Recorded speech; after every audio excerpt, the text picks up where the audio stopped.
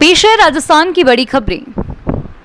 राजस्थान में कोरोना महामारी के चलते छात्र छात्राओं की जेईई व नीट परीक्षाओं के स्थगन को लेकर पूरे देश में कांग्रेस की तरफ से आंदोलन किया जा रहा है। इसी कड़ी में जेईई नीट परीक्षा स्थगित करने की मांग को लेकर राजस्थान प्रदेश कांग्रेस कमेटी के आह्वान पर शुक्रवार को जयपुर में जीएलएन मार्ग पर मालवीय नगर स्थित एमएनआईटी पर प्रदर्शन किया गया। इस दौरान सचिन पायलट भी धरने पर पहुंचे। उन्होंने कहा कि लाखों बच्चों को आप संक्रमण के खतरे में डालना चाहते हैं। आज अमीर गरीब सभी को संक्रमण हो रहा है। हम सभी बचने की कोशिश करते हैं। आप लाखों बच्चों पर देश भर के सेंटर पर भेजेंगे और आप लाखों बच्चों को संक्रमण के खतरे में डालना चाहते हैं। प्रदर्शन में पहुंचे मुख्य सचेतक महेश जोशी बोले कि छात्रों के हित में हर आंदोलन का समर्थन किया जाएगा। सोशल डिस्टेंसिंग की धज्जियां उड़ती हुई नजर आई। फोटो खिंचवाने के चक्कर में कांग्रेस के कार्यकर्ता और नेता मिलकर बैठे, जबकि धरना स्थल पर सोशल डिस्टेंसिंग की पालना के लिए काफी जगह मौजूद थी। भाजपा प्रदेशाध्यक्ष सतीश पूनिया ने कहा कि ऐसा लगता है राजस्थान अपराधों की राजधानी हो गया है। पूनिया ने गुरुवार को भाजपा का राजस्थान सरकार के खिलाफ हल्ला बोल अभियान शुरू करते हुए फेसबुक लाइव पर लोगों को संबोधित करते हुए यह बात कही। पूनिया ने कहा कि जुलाई तक कुल 1,60,000 गंभीर अपराध के मामले दर्ज हुए और इनमें से 60,000 मामलों में अपराधी पकड़ से बाहर है। 2,972 बलात्कार के मामले दर्ज हुए, 947 हत्या के मामले दर्ज हुए। अनुसूचित जाति के बलात्कार के 3,000 से ज्यादा मामले दर्ज हुए और साथ ही राजस्थान में बजरी माफिया का आतंक है। उन्होंने कहा कि कांग्रेस के चुनावी घोषणा पत्र में एक लाइन थी, और अब होगा न्याय। राजस्थान की जनता 20 महीने से पूछ रही है, कब होगा न्याय। राजस्थान में कोरोना वायरस संक्रमण के मामले तेजी से फैलते जा रहे हैं। राज्य में शुक्रवार सुबह 557 नए मामले सामने आए। कुल कोरोना संक्रमितों की संख्या 76,572 पर पहुंच चुकी है और 1,012 लोग कोरोना से अपनी जान गंवा चुके हैं।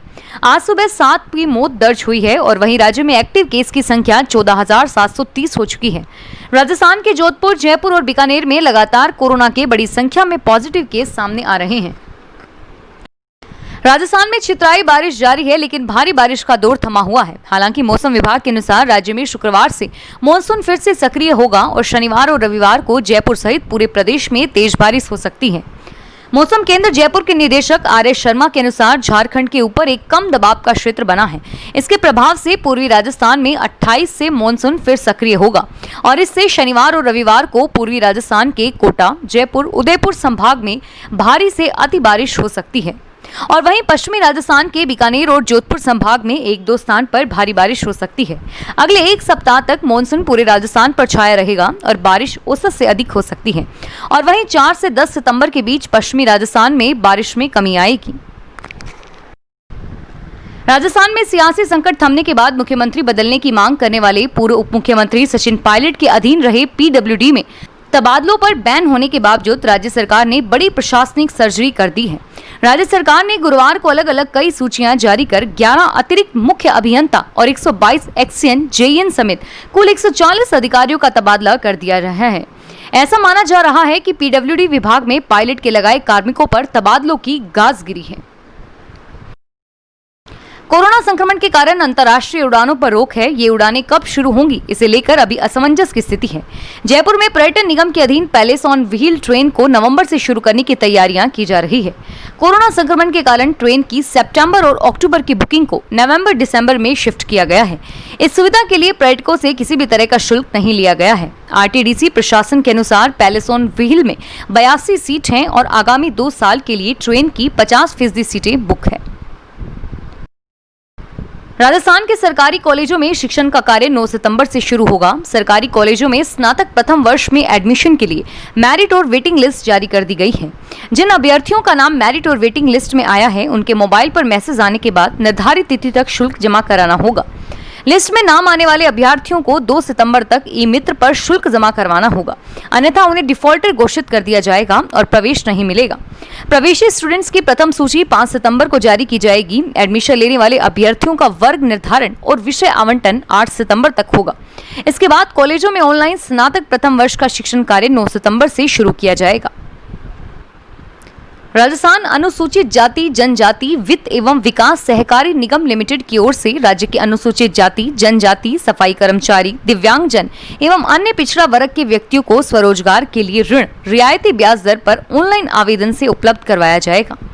राज्य के अनुसूचित जाति, जनजाति, सफाई कर्मचारी, दिव्यांगजन एवं अन्य पिछड़ा वर्ग के व्यक्ति जो स्वरोजगार के लिए ऋण प्राप्त करने के इच्छुक हैं, वे 1 सितंबर से 30 नवंबर तक ऑनलाइन आवेदन कर सकते हैं।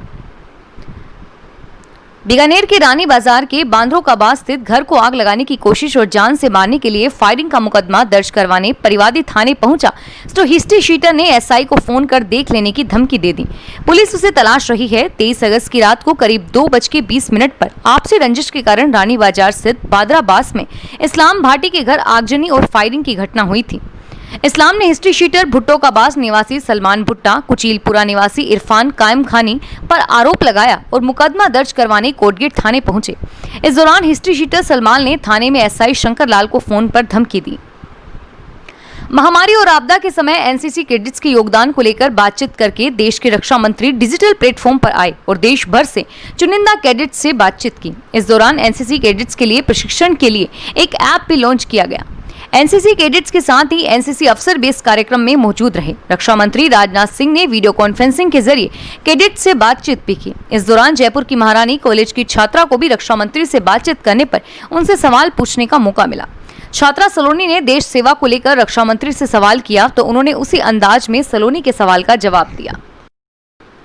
जयपुर के सीआईडी ऑफिसर में तैनात बाबू से मोटरसाइकिल सवार बदमाश मोबाइल छीनकर भाग ले गए और उससे थाने की पुलिस में हड़कंप मच गया। पुलिस की अनेक टीम आरोपियों की तलाश में दौड़ रही है, लेकिन बदमाश पुलिस की पकड़ से दूर है।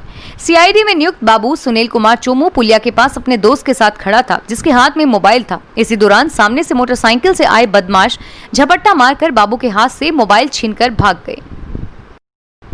राजस्थान के अलवर शहर की Indian idol fame singer Renu Nagar को गंभीर हालत में शहर के एक अस्पताल के आईसीयू में भर्ती करवाया गया है।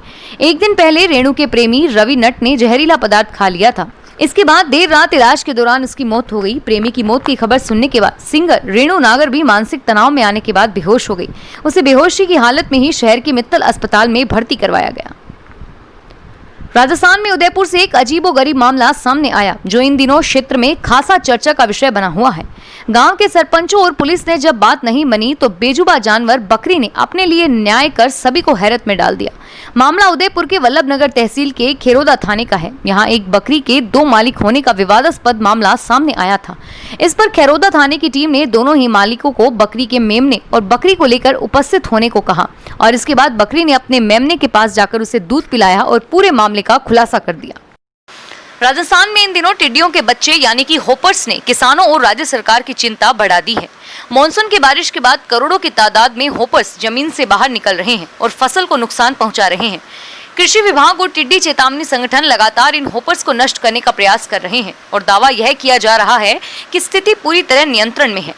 टिड्डी चेतावनी संगठन के उपनिदेशक केएल गुर्जर के मुताबिक जैसलमेर, पाली, नागौर, बाड़मेर, जोधपुर, बीकानेर और चूरू आदि जिलों में बड़े स्तर पर होपर्स का प्रकोप था, लेकिन अब कीटनाशक के छिड़काव के जरिए इन्हें नियंत्रण किया जा चुका है। मुख्यमंत्री कार्यालय एवं निवास में 10 कार्मिकों की कोरोना रिपोर्ट पॉजिटिव आने के बाद मुख्यमंत्री अशोक गहलोत ने एहतियात के लिए आगंतुकों से मुलाकातें रद्द कर दी हैं। राज्य के अलग अलग स्थानों से आने वाले आगंतुकों को मुख्यमंत्री से मुलाकात करने के लिए मुख्यमंत्री कार्यालय एवं निवास में सुरक्षा कर्मियों सहित विभिन्न कार्मिकों से संपर्क करना होगा। फिलहाल इस बुलेटिन में इतना ही और फिर हाजिर होंगे तमाम बड़ी खबरों के साथ। एसबीटी न्यूज के वीडियो देखने के लिए हमारे चैनल को सब्सक्राइब करें और नोटिफिकेशन पाने के लिए बेल आइकन पर क्लिक करें। धन्यवाद।